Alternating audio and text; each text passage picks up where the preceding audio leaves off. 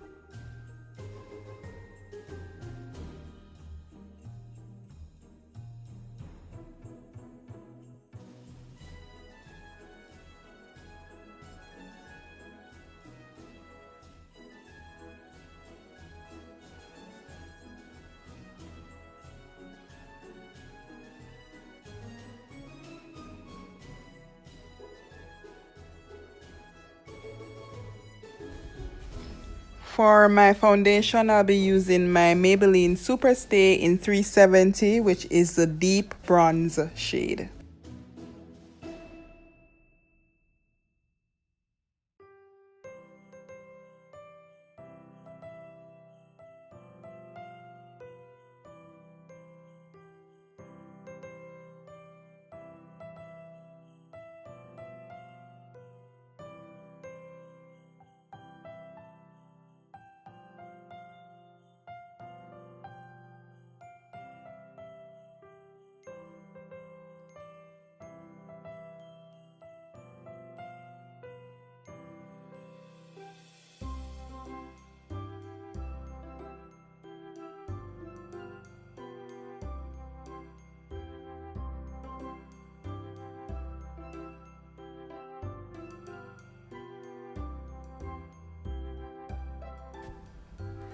So I have completed the foundation, so we're going to go over to James's tutorial now, so listen up.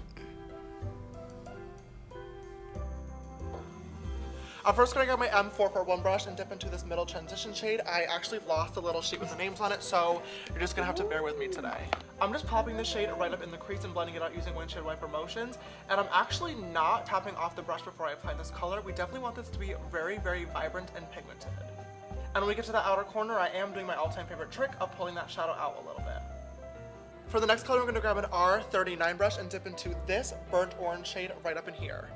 I'm popping the shade right up in the crease, and normally when I would do crease shades, I would always hold the brush like this, completely parallel, or horizontal, there we go, to my face. But for this, I'm actually kind of holding the brush downwards to really get it up in that crease and make sure it doesn't blend any higher.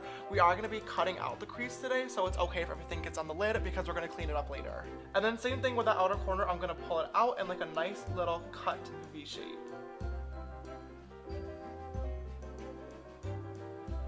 We are going to be going from really, really light orange, obviously, in our transition to really, really deep black in the crease area, which you'll see in a few seconds. But I am going to be blending in between every step to make sure that none of the colors get muddied together. So to put a burnt orange in the crease. I'm next going to grab another clean R39 brush. This brush is basically the exact same as the M433, so if you have that one, feel free to dip into that one too, or literally any blending brush. It's really not that deep. To this burnt, darker orange shade right up in here. But we are just going to want to make sure every color we go in with, we're using a smaller brush or just a more defined motion to really make sure that those colors are getting more and more dark and defined with each time, and once again, not getting too muddy. I'm next going to grab a smaller, more defined brush. This is the M507, and I'm going to dip into this like reddy toned brown shade up in here, and I'm going to use this to deepen up, once again, the crease in the outer V. As you guys can see, when doing these style of looks, it's really, really important to start off light and build your way up darker and darker, using a smaller and smaller brush and smaller motions each time, because if you start off with a dark color and just go right. So by this point, I was wondering how it is that James had gotten so far without me noticing that step. I didn't see when he got that little curve, the white or golden going on right there. So I just decided I'm going to give it a try to replicate it without seeing what he had done. So this is where things are going to start to get more complicated, more dark, and more intense. I'm going to grab my M149 brush, which is this very, very tiny pencil brush, and dip into the black shade in the bottom corner, and use this to deepen out that crease. Or the outer V, not the crease, oh my god. I just brought my mirror a little bit closer. Obviously, you guys know my eyesight is not the best. I really want to make sure that this is very, very defined and precise, because you guys know adding a little bit too much black can make an eye look go from real good to real bad real fast. So, excuse the mirror in the view, I'm going to move it in a second.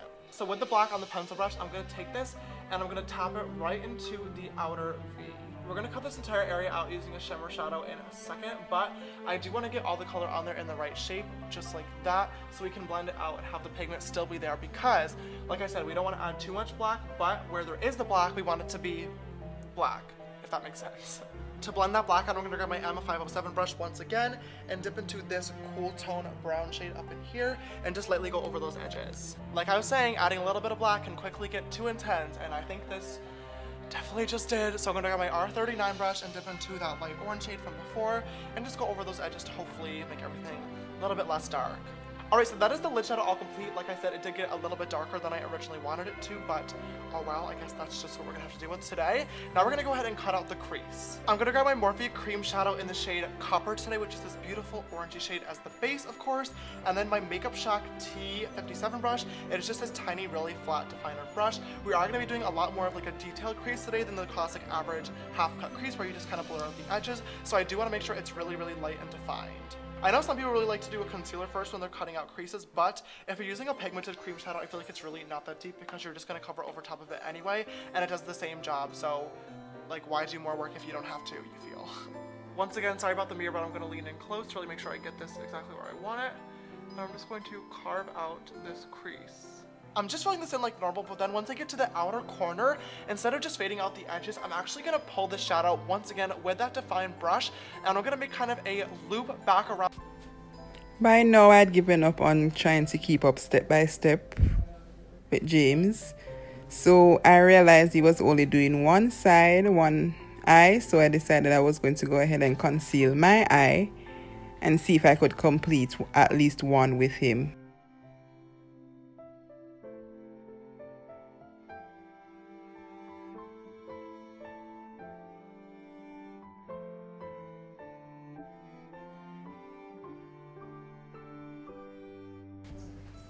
So by this point, James had completed one side of his face, and I was still trying to get that little golden look he had going on in the center of his eyelid. So, you know, girl just decided, you know, let me just continue and see how best I can replicate this look without the step-by-step instruction.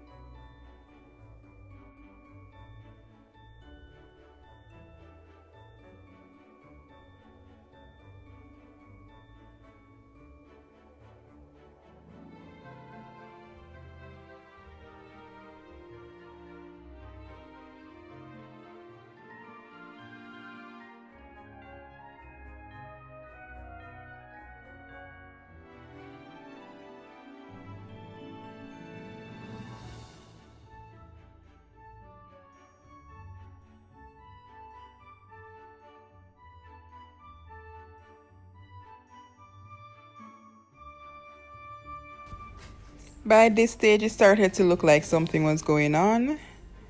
I could see some difference within the shades on my eyelids. I was just going ahead to see if I could get the gold a little bit brighter, but this was good progress, really.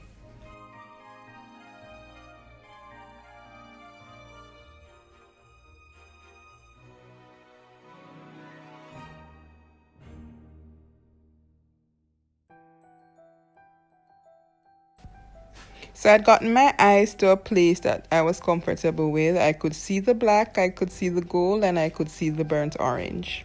Close enough, right?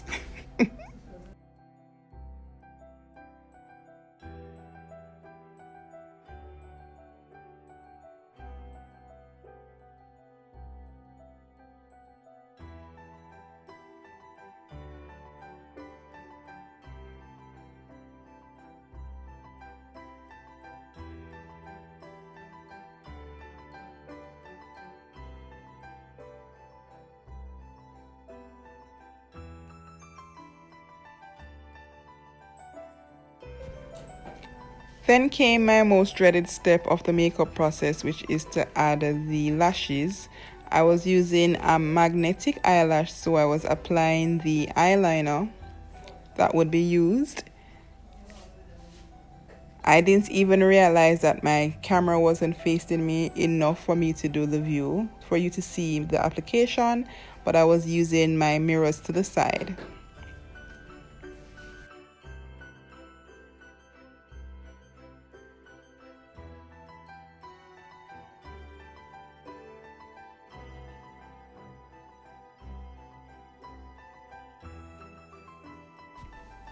So I did manage to get the right lash placed on proper enough, but the left one was giving me some problems.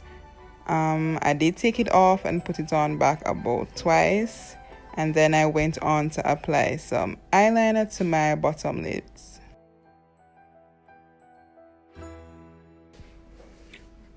Of course, James was wearing a dark brown lipstick, so I decided to go ahead with my Mary Kay lipstick in the shade Nutmeg, which is one of my favorite shades. So here's a little snip of what I looked like at this stage, my eyeshadows and the lashes. So I'm just going to go ahead now to do something about my hair, you know.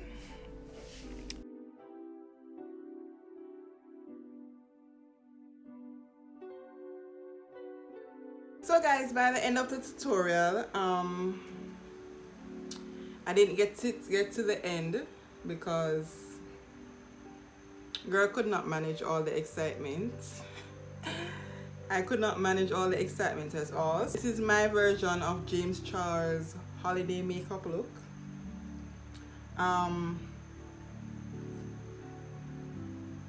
As you realize halfway through it, I was confused as hell because one, I don't know the name of my brushes, so I was there using the same brushes over and over, trying to figure out the size.